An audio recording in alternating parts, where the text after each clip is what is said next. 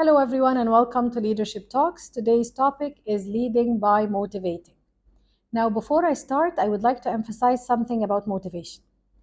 Motivating people inside the school environment does not mean that you will not have problems, does not mean that you will not be able to feel the impact of those problems.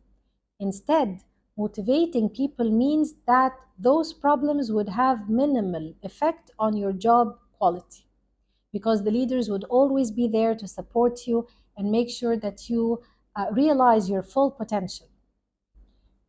The leaders would always be there to help you stay resilient in the face of hardships. So, this is what motivation is all about.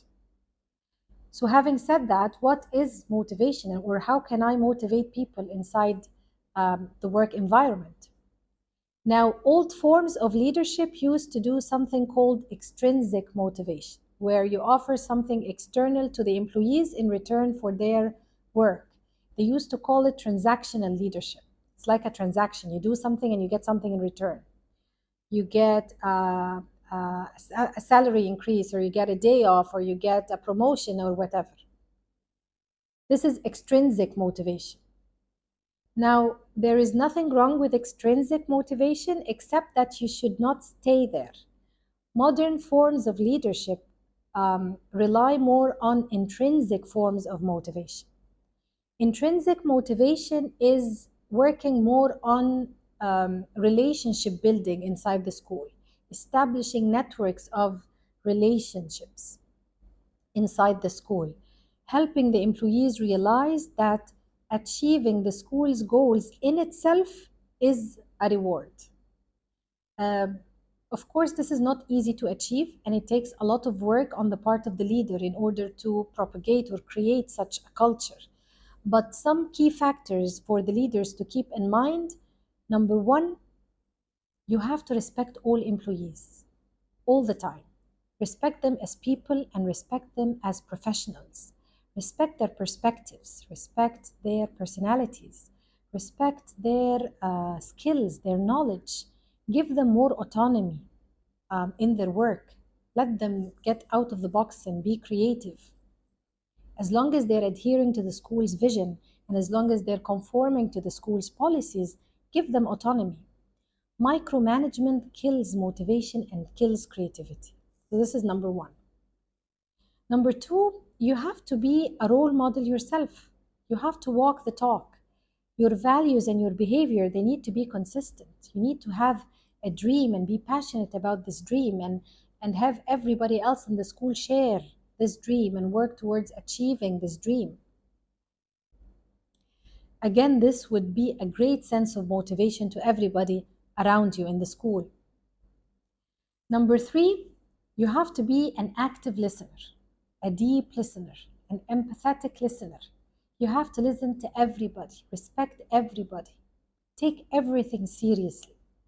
Again, this builds motivation in the school. It helps the staff members feel safe and secure and confident and listened to. And this motivates them and builds up their loyalty.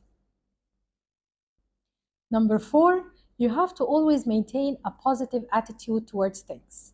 You always have to point out and highlight the positive side of things. Always reassure employees that they are on track and that they're doing a good job. Always be positive. And remember that a good leader is also a realistic leader. Sometimes you would have to explore the possibilities of failure in order to prevent failure. But overall, you would be maintaining a positive attitude, and this is really motivating. The last thing is you need to propagate a culture of accountability, and this is very motivating, believe it or not. As you set the school goals, you need to ensure that everybody is accountable for their work. And you need to start with yourself as a leader. You need to take responsibility when things go wrong. You need to own your mistakes and model the need to learn from those mistakes. And if you do so, then you'll be a role model. So all the employees will not be afraid to make mistakes, and they will learn from their mistakes, and they will stop pointing fingers at others when they do or do something wrong. So again, accountability is very important. And Another important thing is that you need to give credit to people when it's due. You need to praise people.